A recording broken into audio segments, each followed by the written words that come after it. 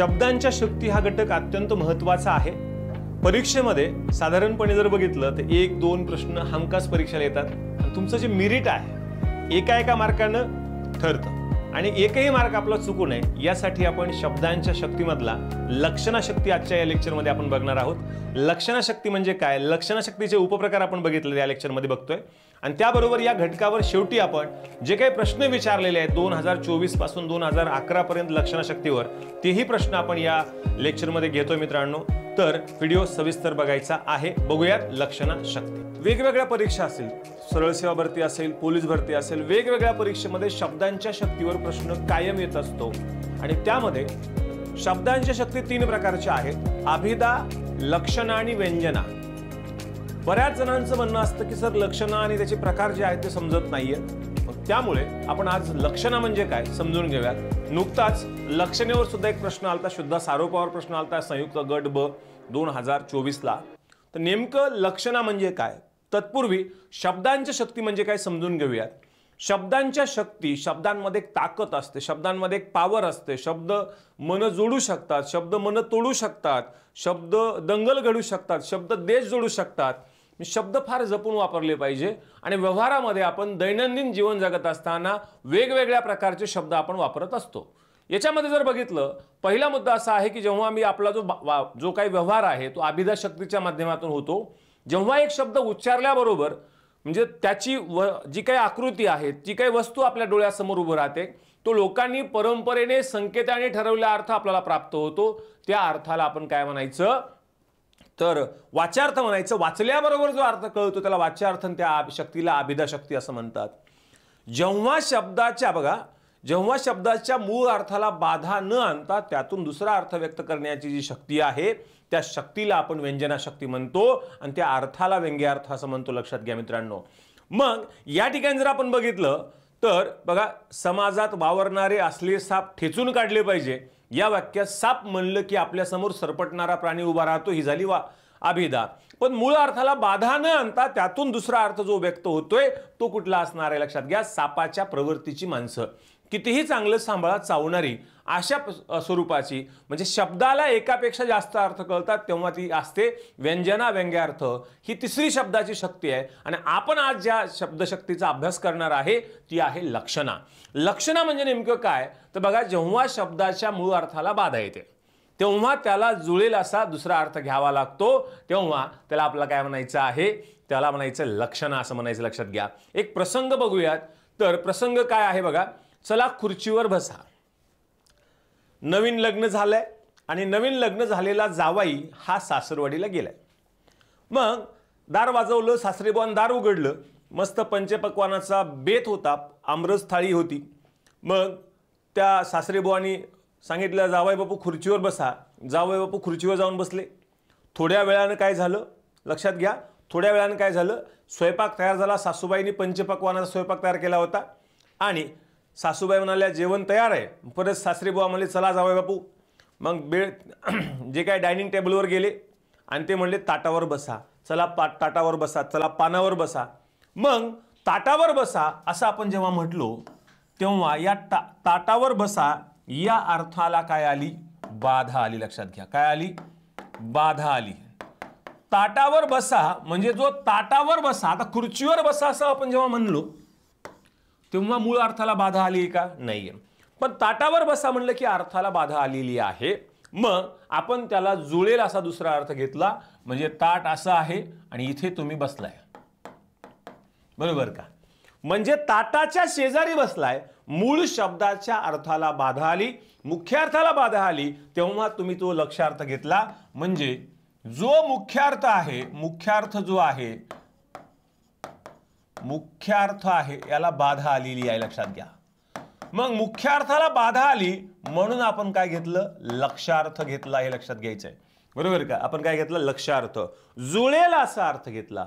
म्हणजे ताटाच्या शेजारी बसा म्हणजे याचा अर्थ ताट या रूम मध्ये तुम्ही दुसऱ्या रूम मध्ये चालेल का, नाही, तुम्हाला जुळेल असा दुसरा अर्थ घ्यावा लागतो, त्याला म्हणायचं लक्षणा आणि त्या अर्थाला म्हणायचं लक्षार्थ, बरोबर का। मग आज आपल्याला कुठल्या शक्तीचा अभ्यास करायचा आहे तर लक्षणा शक्तीचा अभ्यास करायचा आहे, हे लक्षात घ्या मित्रांनो।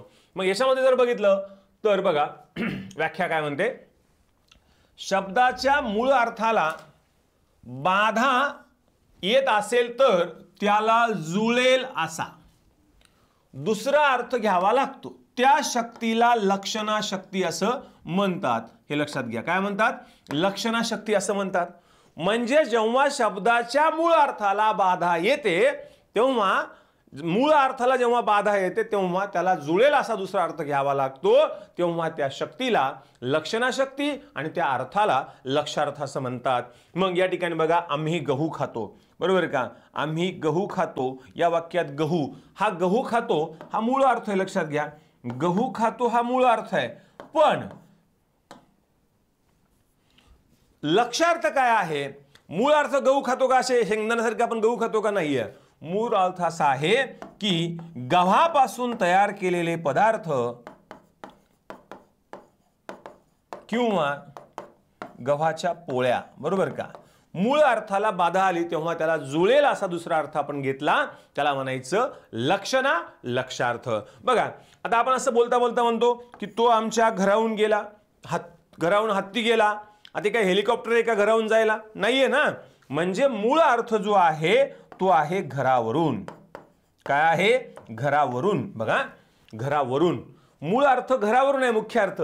या मुख्य अर्थाला बाधा आली मग त्याला आपण जुळेल असा दुसरा लक्ष्यार्थ घेतला, म्हणजे काय म्हणायचंय? घरासमोरून. मग घरासमोरून म्हणजे काय? अगदी समोरून. जुळेल असा अर्थ म्हणजेच दारासमोरून गेलेला आहे. जे दार आहे तो घरासमोरचा जो रस्ता आहे त्याच रस्त्यातून, पलीकडच्या गल्लीतून नाही. लक्षात घ्या, जुळेल असा दुसरा अर्थ घ्यावा लागतो. त्या शक्तीला लक्षणा शक्ती आणि त्या अर्थाला लक्षार्थ असं म्हणतात. हे लक्षात घ्यायचं आहे. म्हणजे आपण या ठिकाणी लक्षात घ्या, म्हणजे काय झालेलं आहे? मुख्यार्थाला जेव्हा बाधा येते, लक्षात घ्या, मुख्यार्थ जो आहे, मुख्यार्थ जो आहे याला जेव्हा बाधा येते तेव्हा आपण काय घेतो? लक्षार्थ घेतो. आणि लक्षार्थ घेत असताना जुळेल असाच लक्षार्थ घेतो, बरोबर का? जुळेल असा लक्षार्थ घेतो. जेव्हा इकडे बाधा येते, मुख्यार्थाला बाधा येते, तेव्हा त्याला जुळेल असा दुसरा अर्थ घेतो. हे तेव्हा कुठली शक्ती होते? लक्षणा शक्ती होते. हे लक्षात घ्यायचं आहे मित्रांनो. क्लिअर? चला पुढचा मुद्दा. आता लक्षणा शक्तीचं वैशिष्ट्य काय? अभिधा ही पहिली शक्ती आहे. शब्दाच्या शक्तीची प्रथम शक्ती ही अभिधा शक्ती आहे. तर लक्षणा ही शब्द शक्तीची दुसरी शक्ती, लक्षात घ्या, बरोबर का? आणि तिसरी व्यंजना शक्ती आहे. अभिधा आणि लक्षणा झाल्यानंतरच व्यंजना होते, हे लक्षात घ्यायचं आहे. आणि मग ज्यावेळी मुख्यार्थ सोडून दुसरा अर्थ घ्यावा लागतो तेव्हा लक्षणा होते. लक्षात घ्या, म्हणजे मुख्यार्थ जर सोडला, आपण मुख्यार्थ सोडला तेव्हाच आपण काय करतो? लक्षार्थ घेतो. कारण मुख्यार्थाला जेव्हा बाधा येते, लक्षात घ्या, या शब्दशक्तीमुळे प्रगट होणारा जो अर्थ आहे तो लक्षार्थ आहे. लक्षात घ्या. आणि या शब्दातून लक्षणशक्ती प्रगट होते, त्या शब्दाला लाक्षणिक म्हणायचे. लक्षात घ्या, मुद्दे काय आहेत? मुख्यार्थाला बाधा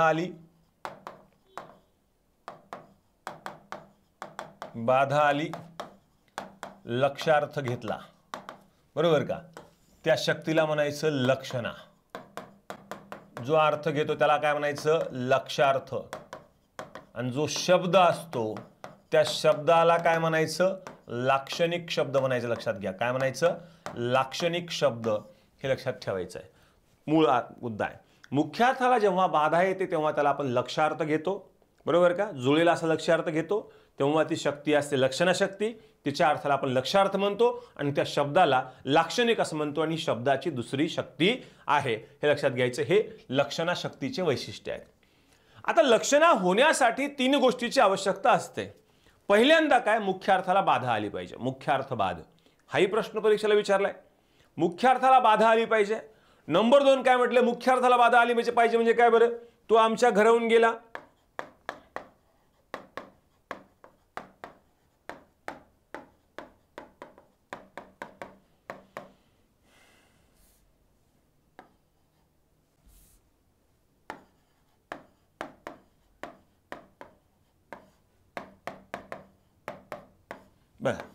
घराहून गेला, या मुख्य अर्थाला बाधा. ते काय हेलिकॉप्टर नाही का, तो काही पक्षी नाहीये.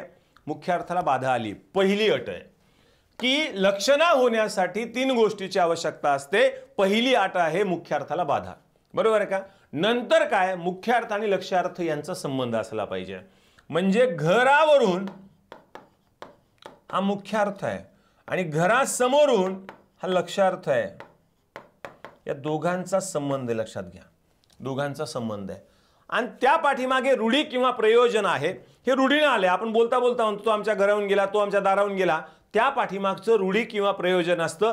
तीन गोष्टी आपला उगाच आपण बोलत नाही. त्या पाठीमागे रूढी किंवा परंपरा किंवा प्रयोजन असतं किंवा हेतू असतो. म्हणजे बरोबर का. मग त्या ठिकाणी जर बघितलं आपण रूढी किंवा प्रयोजन हे असतं, हे लक्षात घ्यायचं आहे. ओके. म्हणजे तीन गोष्टी आहेत. लक्षणा होण्यासाठी तीन गोष्टीची आवश्यकता असते. एक मुख्यार्थवाद, दुसरा मुख्यार्थ लक्ष्यार्थ संबंध आणि तिसरा आहे रूढी किंवा प्रयोजन. ह्या तीन गोष्टी आपल्या या ठिकाणी लक्षात घ्यायच्या आहेत. याच्यावर सुद्धा प्रश्न आयोगाने विचारलेला आहे. लक्षणा शक्तीचे प्रकार आहेत दोन. एक आहे निरूढा लक्षणा आणि दुसरी आहे प्रयोजनवती लक्षणा. एक एक आपल्याला बघायचं आहे. तर त्यातला पहिला जो आहे निरूढा लक्षणा. शब्दाचा लक्ष्यार्थ जेव्हा मुख्यार्थ बनतो त्या पाठीमागे बघा, शब्दाचा लक्ष्यार्थ जेव्हा मुख्यार्थ बनतो आणि त्या पाठीमागे रूढी किंवा परंपरा कारणीभूत असतात, तेव्हा त्या शक्तीला निरूढा म्हणायचं. नावातच निरूढा. रूढी म्हणजे परंपरा. रूढी किंवा परंपरा कारणीभूत असते.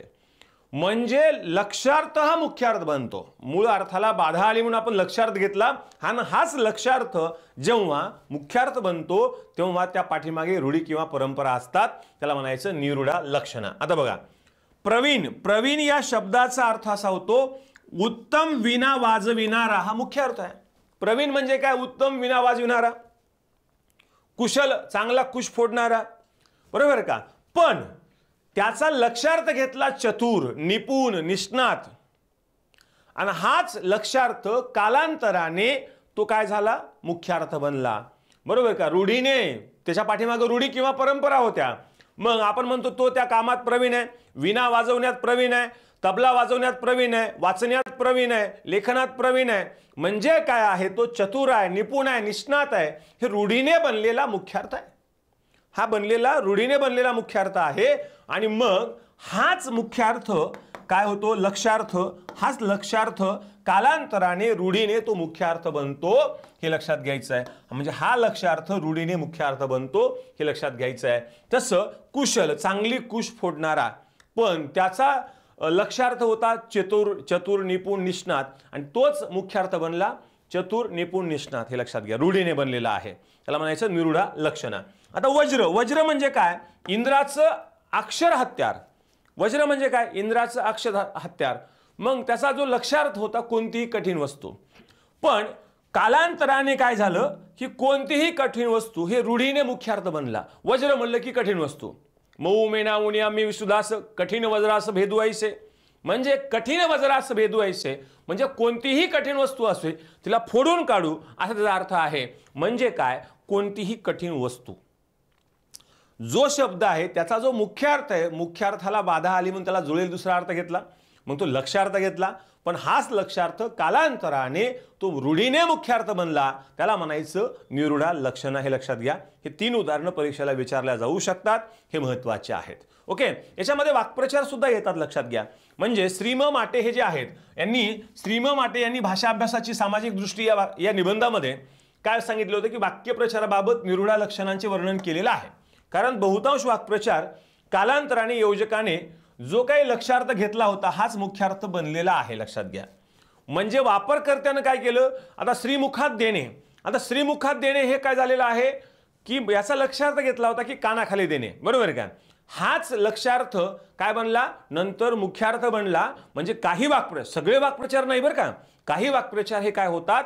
निरूढा लक्षणामध्ये येतात. कारण का मागच्या एका परीक्षेमध्ये चला आता विडा द्या हा बऱ्याच जणांनी सांगितलं वाक्प्रचार लक्षण आहे, तर नाहीये. कारण मूळ अर्थाला बाधा न येता दोन अर्थ व्यक्त झाले. विडा द्या म्हणजे काय? पान सुपारीचं पान द्या. आणि विडा द्या म्हणजे निरोप द्या. दोन अर्थ निघाले होते, लक्षात घ्या. त्यामुळे ती व्यंजना व्यंग्यार्थ होतं. पण काही वाक्प्रचार असे आहेत की योजकाने ज्यांनी वापरलंय त्या योजकाने जो लक्ष्यार्थ घेतला तोच लक्ष्यार्थ कालांतराने मुख्यार्थ बनला. आणि त्या पाठीमागे रूढी किंवा प्रयोजन होतं. इंगा जिरवणे म्हणजे काय? मी त्याचा चांगलाच इंगा जिरवला म्हणजे त्याला आदल घडवलेली आहे. म्हणजे मग हा आदल घडवणे हा जो काही लक्ष्यार्थ आहे तोच नंतर मुख्यार्थ बनला. हे लक्षात घ्यायचं आहे. ठिया देऊन बसणे म्हणजे ठाण मांडून बसणे हा जो लक्ष्यार्थ आहे कालांतराने तोच मुख्यार्थ बनला. संभापसव्य करणे म्हणजे यातायात करणे हाच लक्ष्यार्थ जेव्हा मुख्यार्थ बनला तेव्हा त्या पाठीमागे रूढी किंवा परंपरेचं वर्णन होतं. मग श्रीम माटे असं म्हणतात की वाक्प्रचार, काही वाक्प्रचार हे काय आहेत तर निरूढा लक्षणामध्ये येतात, हे लक्षात घ्यायचं आहे. याच्यावर सुद्धा प्रश्न परीक्षेला येत असतात, हे लक्षात घ्या मित्रांनो.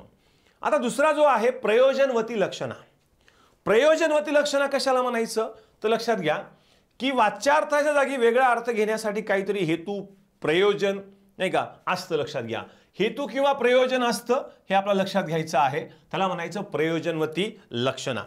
आता याचे दोन प्रकार पडतात, गौणी लक्षणा आणि शुद्धा लक्षणा. याच्यावर प्रश्न येतो आणि प्रश्न आलेले आहेत, लक्षात घ्या. मग गौणी लक्षणा म्हणजे काय, जेव्हा लक्षणा ही समान गुणावर अवलंबून असते. लक्षात घ्या, आधारलेली असते समान गुणावर. लक्षात घ्या, समान गुणावर आधारलेली असते म्हणून गौणी लक्षणेला सादृश्य, त्यासारखे सादृश्य लक्षणा असं पण म्हणतात, हे लक्षात घ्यायचं आहे. म्हणजे समान गुण किंवा सारखेपणा असतो म्हणून त्याला सादृश्य लक्षणा असंही म्हणतात. म्हणजेच मुख्यार्थ व लक्षार्थ यात गुणसाम्यामुळे लक्षणा होते. बरोबर आहे, गुणसाम्यामुळे लक्षणा होते. मग या दोघांमध्ये गुणसाम्य असतं, मुख्यार्थ आणि लक्षार्थ. बरोबर का, लक्षात घ्या. गौणी लक्षणा म्हणजे काय, गौणी लक्षणा म्हणजे काय, समान गुणावर आधारलेली असते, सादृश्य त्यासारखी असते, समान गुणावर आहे, तिला गौणी लक्षणा म्हणायचं. आणि गौणी लक्षणेचे प्रकार पडतात दोन, सारोपा गौणी आणि दुसरी आहे साध्यवसाना गौणी, हे लक्षात घ्यायचं आहे. परत परत सांगतो, गौणी लक्षणा ही कशावर आहे, समान गुणावर आहे. आणि शुद्धा लक्षणा जी आहे ती आहे कार्यकारण भावावर. दोघांमधला फरक हा. गौणी लक्षणा ही कशावर आहे, समान गुणावर आहे. शुद्धा लक्षणा ही कशावर आहे, कार्यकारण भावावर आहे. आणि आपण याचा तुलनात्मक अभ्यास करणार आहोत. लक्षात घ्या, दोघांमधला फरक आपण लक्षात ठेवला पाहिजे. आता सारोपा, सारोपा म्हणजे काय, सारोपा म्हणजे सह आरोप, आरोपासहित असा. बरोबर आहे, जेव्हा लक्षणा करत असताना एका वस्तूचा आरोप दुसऱ्या वस्तूवर केला जातो आणि त्या दोन वस्तूमध्ये समान गुण असतात. बरोबर आहे, सारोपा म्हणजे आरोपासहित. आरोप करत असताना प्रियकर प्रियसी दोघं जण नदीच्या काठावर बसलेले असतात आणि प्रियकर प्रियसीला म्हणतो, तुझे मुख म्हणजे चंद्रबिंबच होय, खड्डे पडलेत. बरोबर का, म्हणजे तिचे मुख म्हणजे चंद्रबिंबच होय. या ठिकाणी जर बघितलं, तिचे मुख म्हणजे हा मुख्यार्थ आहे आणि या मुख्यार्थावर चंद्रबिंब हा लक्षार्थ आहे. लक्षात घ्या, हा काय आहे, लक्षार्थ आहे. या मुख्यार्थावर आरोप कोणाचा केला जातो, लक्षार्थाचा आरोप केला जातोय. लक्षात घ्या, म्हणजे या दोघांमध्ये काय आहे, साम्य आहे काहीतरी. बरोबर का, मग हा आरोप केला जातो, तिचे मुख म्हणजे चंद्रबिंबच, तिच्या मुखावर चंद्रबिंबाचा आरोप केलाय. लक्षात घ्या, तिच्या मुखावर चंद्रबिंबाचा आरोप केला आहे. लक्षात घ्या, बरोबर आहे, दोघांमध्ये साम्य आहे. तिचं मुख आणि चंद्र दोघेही सुंदर आहेत, सुंदर आहेत. बरोबर का, म्हणजे बरोबर का, तिचे नेत्र म्हणजे कमलच, तिच्या नेत्रावर, तिच्या डोळ्यावर कमळाचा आरोप केलाय. म्हणजे नेत्र आणि कमळ यांच्यामध्ये सौंदर्य आहे. बरोबर का, म्हणजे काय झालेलं आहे, दोन वस्तूमध्ये मुख्यार्थ आणि लक्षार्थ यांच्यामध्ये साम्य दाखवलेलं आहे, समानता दाखवलेली आहे. म्हणून तिच्यावर आरोप करत असताना, त्याच्या नेत्रावर आरोप करत असताना कमळाचा आरोप केला जातो, म्हणून त्याला म्हणायचं सारोपा गौणी लक्षणा. काय म्हणायचं, सारोपा गौणी लक्षणा. एका वस्तूचा दुसऱ्या वस्तूवर आरोप करताना त्या दोन वस्तूमध्ये साम्य असतं, समानता असते. लक्षात घ्या. मग याच्यात जर बघितलं आपण, उपमा अलंकार बघूयात किंवा उत्प्रेक्ष अलंकाराची उदाहरणं जर बघितली आपण, तर ही सगळी उदाहरणे हे सारोपा गौणीची आहेत. लक्षात घ्या, कशाची आहेत, सारोपा गौणीची उदाहरणं आहेत, हे आपण लक्षात घेतलं पाहिजे. बघा, तिचे दात म्हणजे मोत्याचे दाणे. बघा, प्रियकराला काही पण वाटतंय. बघा, तिचे दात म्हणजे मोत्याचे दाणे हा मुख्यार्थ आहे. लक्षात घ्या, हा काय आहे, मुख्यार्थ आहे. आणि त्या लक्षार्थ काय आहे, मोत्याचे दाणे. बरं, म्हणजे काय झालं इकडे या ठिकाणी, लक्षात घ्या, मुख्यार्थावर लक्षार्थाचा आरोप झालाय. बरोबर आहे, म्हणजे दात पिवळे जरत आहेत. बरोबर का, मोत्यासारखे आहेत. म्हणजे तिच्या दातावर मोत्याच्या दाण्याचा आरोप केला आहे. लक्षात घ्या, काय केलाय, आरोप केला आहे. लक्षात घ्यायचं आहे. दोघांमध्ये साम्य आहे, सुंदर. बरोबर का, सौंदर्य, चमकणारे, मोती पण चमकतात, दात पण चमकतात. म्हणजे चमकण्याचा जो गुण आहे या दोघांमध्ये साम्य आहे. मुख्यार्थ जे दात आहेत आणि मोत्याचे दाणे हे काय लक्षार्थ आहे, दोघांमध्ये साम्य आहे. त्या दातावर मोत्याच्या दाण्याचा आरोप केलाय म्हणून सारोपा गौणी आहे. लक्षात घ्या, एका वस्तूचा आरोप दुसऱ्या वस्तूवर करत असताना दोघांमध्ये समानता असते, साम्य असतं, त्याला सारोपा गौणी असं म्हणायचं. लक्षात घ्या, बागेतील हिरवळ म्हणजे ईश्वराचा गालिचाच. जी हिरवळ आहे त्या हिरवळीचा हा मुख्यार्थ लक्षात घ्या. या मुख्यार्थावर जो काही हिरवागार गालिचा आहे या गालिचाचा आरोप करत असताना हा जो लक्षार्थ आहे लक्षात घ्या, दोघांमध्ये साम्य आहे. लक्षात घ्या, दोघांमध्ये काय आहे, साम्य आहे. आरोप करत असताना म्हणजे हिरवळ्याच्या गालिच्यावर जी काही हिरवळ आहे, हिरवळीवर त्या ईश्वराच्या हिरवागार गालिच्याचा आरोप केला आहे, दोघांमध्ये साम्य आहे म्हणून सारोपा गौणी. तिचे नेत्र म्हणजे कमलच, तिच्या डोळ्यावर आरोप केलाय बघा. लक्षात घ्या, हा आता हे तिचं नेत्र जे आहे ना, नेत्र म्हणजे हा मुख्यार्थ झाला. लक्षात घ्या, मुख्यार्थ, आणि या मुख्यार्थावर आरोप कमळाचा केलेला आहे हा लक्षार्थ झाला. आणि मग दोघांमध्ये साम्य आहे. आरोप करत असताना दोघांमध्ये काय आहे, समानता आहे, समान गुण आहेत. लक्षात घ्या, काय आहेत, समान गुण आहेत. आरोप करत असताना दोघांमध्ये समान गुण आहेत म्हणून तिला म्हणायचं सारोपा गौणी लक्षणा. बरोबर आहे, हा दोघातला फरक आपला बघायचा आहे. कारण शुद्धा सारोपा आणि गौणी सारोपा यामधला सुद्धा फरक समजून घ्यायचा आहे. ही जी बघितली सारोपा गौणी किंवा गौणी सारोपा बघितलेली आहे तिकडे आपल्याला ते झालं की आपल्या दोघांमध्ये तुलना पण बघायची आहे. लक्षात घ्या मित्रांनो. ओके, तर थोडं प्रमोशन करतो. जे मुलं संयुक्त गट ब गट क असतील किंवा भविष्यामध्ये 2025 ची तयारी करत असेल, 2026 ची तयारी करत असेल, अशा मुलांसाठी आपल्या उदय कदम मराठी अकॅडमीच्या ॲपवर सर्व बॅचेस उपलब्ध आहेत.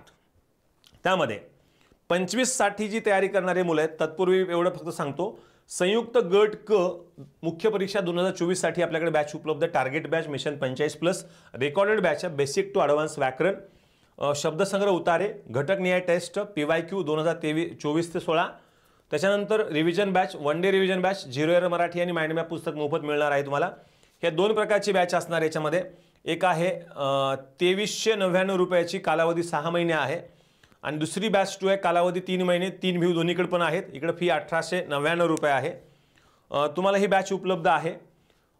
त्याच्याबरोबरच जे मुलं मी आत्ताच घोषित करतो की ती ऑगस्ट 2027 ची जी परीक्षा देत आहेत मुलं, जी मुलं 27 फोकस करत आहेत, 26 फोकस करत आहेत, अशा मुलांसाठी 26-27 फोकस करतात अशा मुलांसाठी आपली एक पालकत्व बॅच येते. त्या पालकत्व बॅचमध्ये तुम्हाला अभ्यास साहित्य पूर्णपणे तुम्हाला मोफत दिलं जाईल. त्यामध्ये तुमचं वर्कबुक असेल मराठीचं, पूर्णपणे नोट्स, सगळ्या पुस्तकांची कव्हर केलेली नोट्स असेल. त्याबरोबर तुम्हाला शब्दसंग्रहाची नोट्स असेल, उतार्याची नोट्स असेल, 0 error Marathi, mind map, revision notes, ह्या सगळ्या नोट्स असतील. त्यामध्ये मुख्य व्याकरण बॅच असेल, शब्दसंग्रह बॅच असेल, उतारे बॅच असेल, रिव्हिजन बॅच असेल, वन डे रिव्हिजन बॅच असेल, टेस्ट सिरीज असेल, सगळ्या टेस्ट सिरीज असेल. 26-27च्या मुलांसाठी ही बॅच आपण स्टार्ट करतोय. आणि याच्यामध्ये तुम्हाला एकदाच फक्त फीस भरायची आहे. परीक्षा पास होईपर्यंत, कुठलीही एक परीक्षा पास होईपर्यंत तुम्हाला पूर्णपणे त्या बॅचचा ॲक्सेस असणार आहे. त्या बॅचची फीससुद्धा लवकर तुम्हाला सांगितली जाईल. ही पालकत्व बॅच असणार आहे आणि या बॅचमध्ये फक्त 100 मुलं आपण घेणार आहोत. ही बॅच ऑगस्टमध्ये फक्त सुरू होणार आहे आणि 100 मुलांसाठीच असणार आहे बॅच, हे लक्षात घ्या. कारण प्रत्येकाचं एक रिपोर्ट कार्डसुद्धा आपण तयार करणार आहोत, हे लक्षात घ्यायचं आहे मित्रांनो. ओके, चला पुढे. आता बघा, साध्यवसाना गौणी लक्षणा काय बघायचे, साध्यवसाना गौणी लक्षणा. मग आरोप आहे, पण हा आरोप करत असताना मुख्यार्थाचा लोप होतो. साध्यवसाना इकडे पण आरोप होतो, इकडे पण आरोप होतो, दोघांची परिस्थिती सारखीच आहे, पण इकडे मुख्यार्थ आणि लक्षार्थ कायम राहतो, इथं मुख्यार्थ लोप पावतो. हा दोघांमधला मूलभूत फरक आहे, हे लक्षात घ्या मित्रांनो. ओके, आता बघूयात आपण सारोपा गौणी आणि सारोपा शुद्ध यातला फरक आपला बघायचा आहे. सारोपा म्हणजे काय तर आरोपा सहित. लक्षात घ्या, आरोपा सहित. मग जेव्हा एका वस्तूचा आरोप दुसऱ्या वस्तूवर आपण करतो, मग याच्यात लक्षात घ्या, सारोपा गौणीमध्ये काय होते, समान गुणावर आधारलेली असते. उदाहरणार्थ जर आपण बघितलं, आपण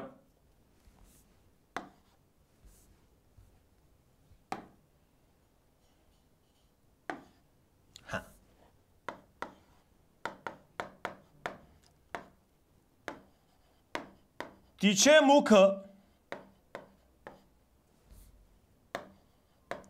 म्हणजे कमलच, मुख हा मुख्यार्थ झाला आणि कमळ हा झाला लक्ष्यार्थ. कमळ काय झाला? लक्ष्यार्थ झाला. आरोप करत असताना दोघांमध्ये समान गुण आहेत, लक्षात घ्या. समान गुण, दोघांमध्ये साम्य आहे. म्हणजे समान गुणावर आधारलेली सारोपा, एका वस्तूचा दुसऱ्या वस्तूवर आरोप करत असताना समान गुणावर आधारलेली म्हणून सारोपा गौणी. बरोबर का? समान गुणावर आहे म्हणून गौणी, आरोप केलाय म्हणून सारोपा गौणी. इकडे पण आरोप केला जातो. म्हणजे उदाहरण जर आपण घेतलं, आंबा म्हणजे बलसेवनच किंवा साक्षात बलसेवनच.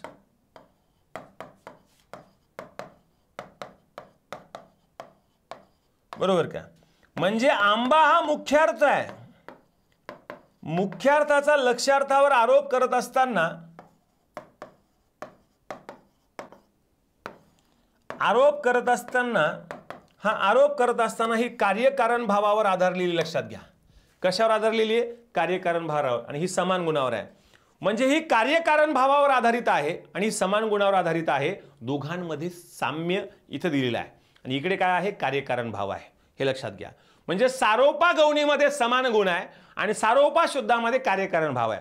दोन्ही ठिकाणी परिस्थिती तीच आहे. मुख्यार्थावर लक्ष्यार्थाचा आरोप केला जातो, पण हा समान गुणावर असतो, हा कार्यकारण भावावर असतो. हा दोघांमधला मूलभूत फरक आहे, हे समजून घ्यायचं आहे. बऱ्याच वेळा गोंधळ हा होतो, हे लक्षात घ्या. साध्यवसाना गौणी व साध्यवसाना शुद्ध यातला फरक काय? आध्यवसान म्हणजे लोप होणे, नाहीसे होणे किंवा नष्ट होणे. लक्षात घ्या. लक्ष्यार्थाचा मुख्यार्थावरती आरोप करताना मुख्यार्थाचा लोप दोन्ही ठिकाणी होतो. लक्षात घ्या, दोन्ही ठिकाणी होतो. बघा, समजून घ्या नीट. आता मी परत सांगतो काय अर्थ. बघा, समान गुणावर आधारलेली साध्यवसाना गौणी. गौणी म्हणलं की समान गुणावर आहे आणि शुद्धा म्हणलं की कार्यकारण भावावर आहे. साध्यवसाना म्हणजे दोन्ही ठिकाणी मुख्यार्थाचा लोप होतो. बघा, आता या ठिकाणी बघूयात काय झालं.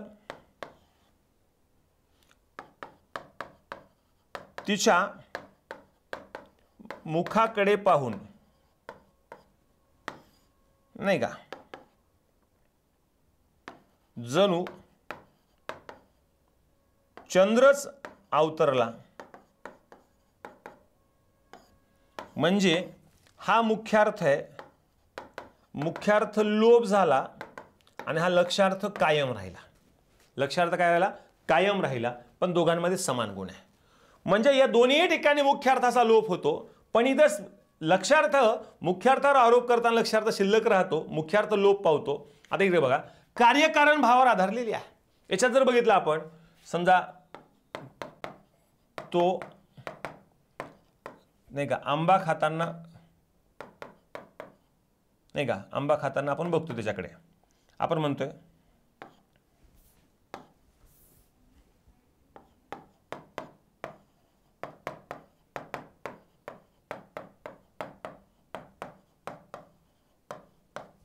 हा आहे मुख्यार्थ. हा काय आहे? मुख्यार्थ, नाही का. तो साक्षात बलसेवनच करत आहे.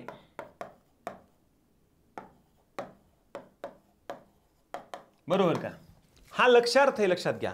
हा लक्ष्यार्थ आहे आणि हा लक्ष्यार्थाचा मुख्यार्थाचा लक्ष्यार्थावर आरोप करत असताना मुख्यार्थ लोप पावला आणि हा आरोप कार्यकारण भावावर आहे. हा आरोप कशावर आहे?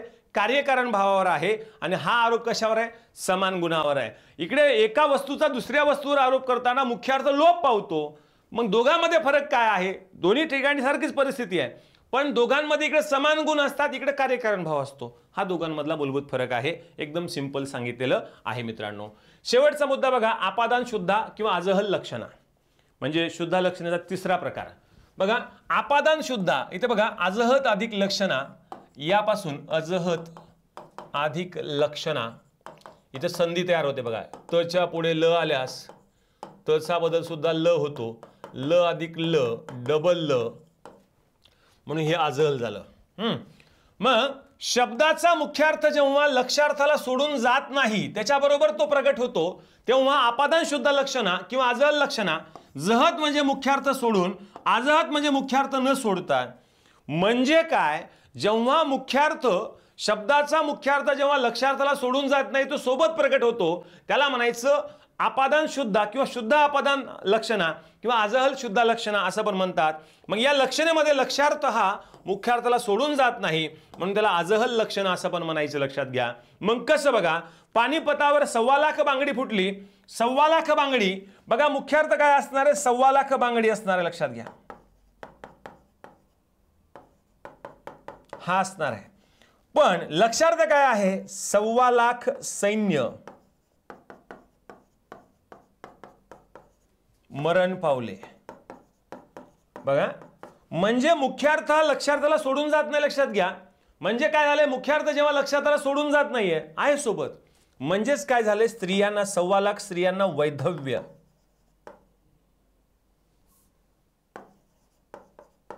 वैधव्य आलेलं आहे, लक्षात घ्या. विधवा पण आलेला आहे, लक्षात घ्या. बरोबर का?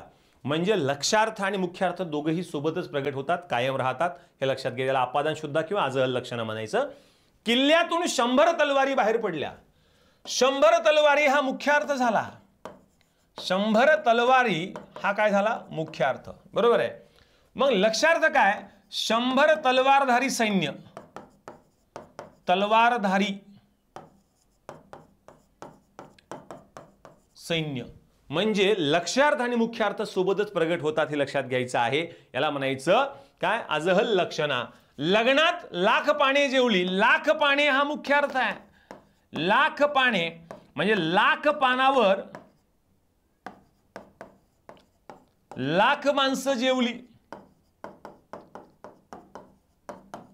जेवली हा झाला लक्षार्थ.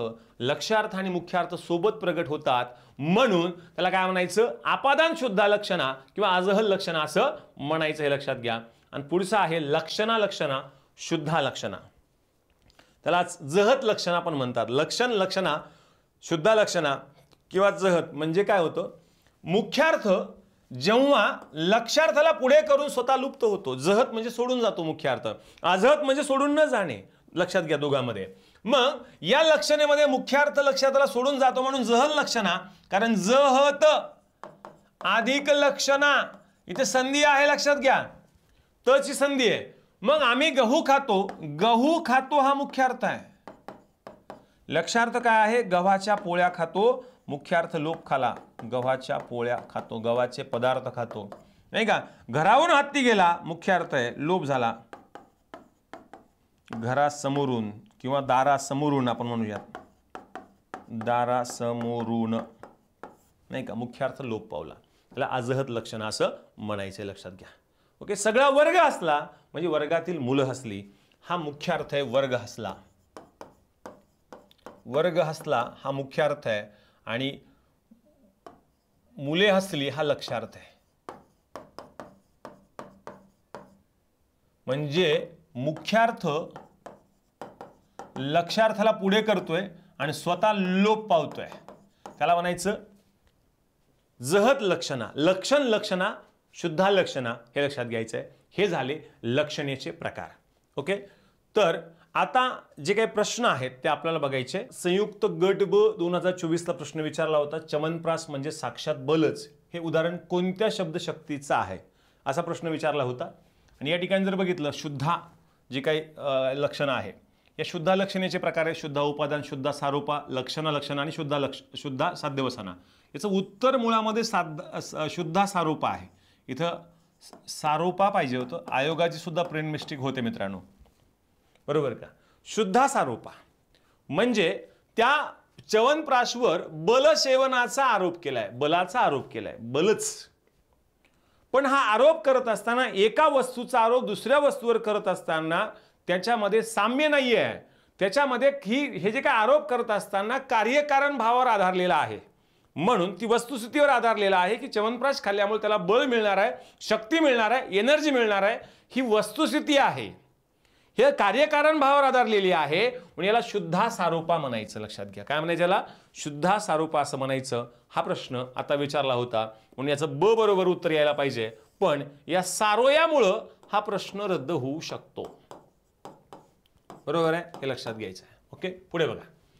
आणि प्रश्न कसे येतात, कुठल्या सोर्समधून येतात, आपल्याला सगळे सोर्स माहिती आहे की आयोग काय सोर्स वापरतं. मित्रांनो, आपलं उदय कदम मराठी अकॅडमीचं टेलिग्राम चॅनल जॉईन करा. तुम्हाला प्रत्येक प्रश्नाचा संदर्भ आपण त्या ठिकाणी टाकत असतो, लक्षात घ्या. मग शुद्धासारूपा च्यवनप्रास म्हणजे साक्षात बलच. बरेच जण म्हणतात की आमच्या पुस्तकातून आलं, असं नाही आहे. आणि एकाच पुस्तकातून येतं असं पण नाही आहे, लक्षात घ्या. वेगवेगळे पुस्तकं वापरावी लागतात. आता भाषाशास्त्रातलं हे पुस्तक लक्षात घ्या, म्हणजे च्यवनप्रासाच्या सेवनाला उद्देशून तो साक्षात बलसेवनच करीत आहे, शुद्ध साध्यवसन आहे. आणि हे च्यवनप्रास म्हणजे साक्षात बलच आहे, हा शुद्धासारोप आहे. ते जर पर्याय बघितले हे पर्याय सुद्धा या प्रश्नातले इथंच आहेत बघा. शुद्ध उपादान आहे का? शुद्ध उपादान आहे. आता बघा इकडे प्रश्न बघा, शुद्धासारोपा शुद्धासारोपा, लक्षणा लक्षणा लक्षण लक्षणा आहे का? लक्षण लक्षणा बघा इथं. शुद्ध साध्यवसाना आहे का? शुद्ध साध्यवसाना. म्हणजे संदर्भ कुठून विचारले जातात हे आपल्याला चांगलं माहिती आहे मित्रांनो, लक्षात घ्या. पुढे बघा, लक्षार्थ असलेली अचूक वाक्यरचना कोणती? घरावरून राजाची मिरवणूक गेली. आता तुम्हाला विचारले लक्षणा लक्षार्थ बघा, म्हणजे जेव्हा शब्दाच्या मूळ अर्थाला बाधा येते तेव्हा त्याला जुळेल असा आपण दुसरा अर्थ घेतो, त्या अर्थाला लक्षार्थ म्हणायचं. घरावरून म्हणजे घरासमोरून गेले, दारासमोरून गेले. भर दरबारात माधवरावांनी गंगोबाच्या श्रीमुखात दिली, म्हणजे हा काय असणार आहे? वाक्प्रचार असणार आहे. श्रीमुखात म्हणजे कानाखाली, मूळ अर्थाला बाधा आली आहे म्हणजे कानाखाली दिलेली आहे, म्हणजे याचा लक्षार्थ आहे. ए आणि बी असणार आहे. पाय टाकून जळात बसला, औदुंबर असला औदुंबर, म्हणजे हा व्यंजना व्यंग्यार्थ असणार, लक्षात घ्या. हा व्यंग्यार्थ आहे, हा अर्थ होऊ शकत नाही लक्षार्थ, कारण वेगवेगळे अर्थ व्यक्त होतात, त्यामुळे हा नाही. ए बी बरोबर आहे. बघा पर्याय 3. आपण झिरो एरर मराठीमध्ये या चारही पर्यायाचं विश्लेषण आपल्या पुस्तकामध्ये केलेलं आहे. झिरो एरर मराठी हे जे पुस्तक आहे आपले, जे महेश पाटील सरांच्या शाश्वत पब्लिकेशनच्या अंडर आपलं हे पुस्तक आहे. झिरो एरर मराठी व्याकरण आणि शब्दसंग्रह, चारही पर्यायाचे स्पष्टीकरण देणारं महाराष्ट्रातलं एकमेव असं पुस्तक आहे, शब्दसंग्रहाचं सुद्धा. आणि हा सूर्य आणि हा जयद्रथ बघायचा असेल तर तुम्ही पेपर काढायचा, आत्ता झालेला गट ब चा राज्यसेवेचा ते प्रश्न बघा आणि PYQ बघा, उत्तरं सुद्धा बघा. चारही पर्यायातून एका तरी पर्यायातून प्रश्न तयार झालेला आहे की नाही, आणि आपण चारही पर्याय देणारे एकमेव पुस्तक जे आहे ते आपलं असणारे, लक्षात घ्या मित्रांनो. श्रीमुखात देणे या शब्दाचा ध्वनिअर्थ कोणता? आत्ताच आपण घेतलाय, पण इथे प्रश्न विचारत असताना वेगळा विचारलाय. लक्षणेचा प्रकार विचारलाय, निरुडा लक्षणा. श्रीम माटे यांनी जे काही सांगितलं होतं त्यांच्या निबंधामध्ये, ते असं म्हटले होते की काही वाक्प्रचार हे योजकाने कालांतराने त्याचा लक्षार्थ हाच मुख्यार्थ बनलाय, याला निरुडा लक्षणा म्हणायचं, लक्षात घ्या. म्हणजे काय आहे? श्रीमुखात देणे म्हणजे कानाखाली देणे. तो रूढीने परंपरेने लक्षार्थ हाच मुख्यार्थ बनलाय. त्याच्या पाठीमागं जे काही सांगितलं परंपरा आहे त्याचं उत्तर काय असणार आहे? फक्त ड बरोबर असणार आहे. पर्याय 3 ह्या ठिकाणी उत्तर आहे. गणपतीची मिरवणूक आमच्या घरावरून पुढे गेली या वाक्यातील ध्वनिअर्थ कोणता? गणपतीची मिरवणूक आमच्या घरावरून गेली. घरावरून या शब्दाचा अर्थ काय? घरासमोरून गेली. मूळ अर्थाला जेव्हा बाधा येते तेव्हा त्याला जुळेल असा दुसरा अर्थ घेतो, त्याला आपण लक्षार्थ म्हणतो, लक्षात घ्या. याचं उत्तर काय आहे? लक्षणा लक्षार्थ, पर्याय 2. पुढे बघा, पुढील वाक्य कोणत्या लक्षणा शक्तीचे उदाहरण आहे? पुढील वाक्य कोणत्या लक्षणा शक्तीचं उदाहरण आहे? बघा, पानिपतावर 1.25 लाख बांगडी फुटली. आजहत लक्षणा. मुख्यार्थ लक्षार्थाला सोडून जात नाही, त्याला आजहत लक्षणा किंवा शुद्धा उपादान लक्षणा असं पण म्हणतात, लक्षात घ्या. म्हणजे 1.25 लाख बांगडी फुटली म्हणजे 1.25 लाख सैन्य मेलं, 1.25 लाख स्त्रियांना वैधव्य प्राप्त झालं, त्या विधवा झाल्या. मुख्यार्थ आणि लक्षार्थ सोबतच प्रगट होतात, त्याला म्हणायचं शुद्धा उपादान लक्षणा. आणि लक्षणा म्हणजे काय? मुख्यार्थ लक्षार्थाला पुढे करतो आणि तो स्वतः मात्र लुप्त होतो, म्हणजे जहत लक्षणा. तू पुढे हो, मी कपडे सांभाळतो, अशासारखं लक्षणा किंवा याला जहत लक्षणा असं पण म्हणतात, हे लक्षात घ्या. हे पण आपण बघितलेलं आहे, बरोबर का. आणि शुद्धासारोप आणि गौणीसारोप आपण बघितलंय. वादळ असे भरून आले, तारू भटकणार होते, लाटा अशा घेरत होत्या, काही सावरणार नव्हते. वादळ म्हणजे संकट, मूळ अर्थाला बाधा आलेली आहे, मूळ अर्थातून दुसरा अर्थ व्यक्त केला. वादळ असे भरून आले होते, वेगवेगळी संकट आली होते. तारू म्हणजे जीवन भरकटणारं होतं, बरोबर का. वादळाचा शब्दशः अर्थ घ्यायचा नाही. वादळ म्हणजे संकटे आणि तारू म्हणजे जीवन, लक्षात घ्या. मूळ अर्थाला बाधा आली आहे, मग त्याचा जुळेल दुसरा अर्थ घेतला, नाही का. लाटा अशा घेरत होत्या, दुःख आजूबाजूला येत होतं. लाटा म्हणजे दुःख, मूळ अर्थाला बाधा न आणता त्यातून दुसरा अर्थ व्यक्त केला आहे, लक्षणा लक्षार्थ. राज्यसेवा 18ला प्रश्न विचारलेला आहे. गायी पाण्यावर काय म्हणून आल्या, का ग गंगा यमुना ही या मिळाल्या. म्हणजे आता गाई म्हणजे काय साक्षात गाई का नाही, गाई म्हणजे अश्रू, बरं का, अश्रू, बरोबर का, अश्रू. आणि गंगा यमुना ह्या डोळ्यातल्या आणि ह्या डोळ्यातल्या जे काही अश्रू आहेत, गंगा यमुना हनुवटीवर मिळाल्या नाही का, म्हणजे ह्याही मिळाल्या, हनुवटीवर मिळतात रडल्यानंतर. म्हणजे शब्दाच्या मूळ अर्थाला बाधा आली, त्याला जुळेल असा दुसरा अर्थ घेतला, लक्षणा लक्षार्थ, हे लक्षात घ्यायचं आहे. आम्ही गहू खातो, या वाक्यात गहू खातो हा शब्द जो आहे हा मूळ अर्थाला बाधा आली आणि मूळ अर्थाला बाधा आल्यामुळे त्याला आपण लक्षार्थ घेतला, म्हणून ते लक्षणा शक्ती होते. फक्त क बरोबर आहे, बरोबर आहे. पुढे बघा, भर दरबारात माधवराव पेशव्यांनी गंगोबा चंद्रचूडांच्या श्रीमुखात दिली. आता तुम्हाला माहिती आहे श्रीमुखात देणे हा प्रश्न कितीदा रिपीट झालाय बघा, म्हणून मी परत सांगतो. वाक्प्रचार PYQ करत बसायचे, परत सांगतो. म्हणजे दिवसभरात कुठलाही अभ्यास करा पण त्याचे 50% वेळ तुम्हाला PYQ ला दिला पाहिजे. PYQ अत्यंत महत्वाचे. PYQ समजले तर तुम्हाला तुमचे उत्तर चुकणार नाहीत. बी लक्षणा, नाही का, स्पष्टीकरण सांगत बसत नाही. मना झाली दैवते मायतात, सारोपा गौणी लक्षणा आहे. मना झाली दैवते म्हणजे देव, मायतात देवावर, माय म्हणजे आई, तात म्हणजे बाप, तात म्हणजे काय, बाप, बरोबर का. देवावर मायबापाचा आरोप केलाय. दोघांमध्ये साम्य आहे. मग जेव्हा एका वस्तूचा दुसऱ्या वस्तूवर आरोप करताना दोघांवर साम्य असतं, त्याला सारोपा गौणी लक्षण असं म्हणायचं, बरोबर का. सारोपा गौणी लक्षण असं म्हणायचं. लक्षात घ्या, देवावर मायताताचा मायबापाचा आरोप केला आहे म्हणून उत्तर 3 असणारे. लक्षात घ्या. तिच्या दारावरून रेल्वे गेली, दारावरून म्हटलेलं आहे. दारावरून म्हणजे काय, तर दारासमोरून मुख्यार्थ हा लोप पावलेला आहे. म्हणजेच हे काय असणार आहे, शुद्धा लक्षणा म्हणजे जहत लक्षणा, स्वतः काय केलाय, लोप पावलाय, लक्षार्थाला पुढे केलाय. जहत लक्षणा म्हणजे याला जहल लक्षणा असं पण आपण म्हणू शकतो. लक्षात घ्या, नाही का. मुख्यार्थ लक्षार्थाला पुढे करून स्वतः लोप पावलेला आहे. दारावरून म्हणजे दारासमोरून गेलेली आहे. हा मुख्यार्थ लोप पाहून लक्षार्थ कायम राहिलाय, त्याला म्हणायचं शुद्धा लक्षणा. पर्याय 4. मुख्यार्थ बाद हे कशाचं निमित्त आहे बघा. लक्षणा होण्यासाठी 3 गोष्टी सांगितल्या, मुख्यार्थबाद, मुख्यार्थ लक्षार्थ संबंध आणि त्या पाठीमागे रूढी किंवा प्रयोजन, म्हणजे हे लक्षणाचं आहे. लक्षात घ्या. म्हणजे तुम्हाला याच्यावर सुद्धा प्रश्न विचारला आहे, बरोबर आहे. मी जस्ट फक्त काय केलं, या लेक्चरमध्ये लक्षणाशक्ती म्हणजे काय सांगितलंय, लक्षणाशक्तीवर विचारलेले प्रश्न थोडक्यात घेतलेले आहेत, थोडेफारच घेतले होते, जेणेकरून तुम्हाला कळावं की प्रश्न कशा स्वरूपाचे विचारलेत जातात. ओके. तर मित्रांनो, नक्की एक गोष्ट ऐकून जा. संयुक्त गट क ची तयारी करणाऱ्या मुलांसाठी आपल्या ॲपवर 1 रुपयामध्ये आपण टेस्ट सिरीज लॉन्च केलेली आहे, ती तुम्हाला बघायची आहे. धन्यवाद.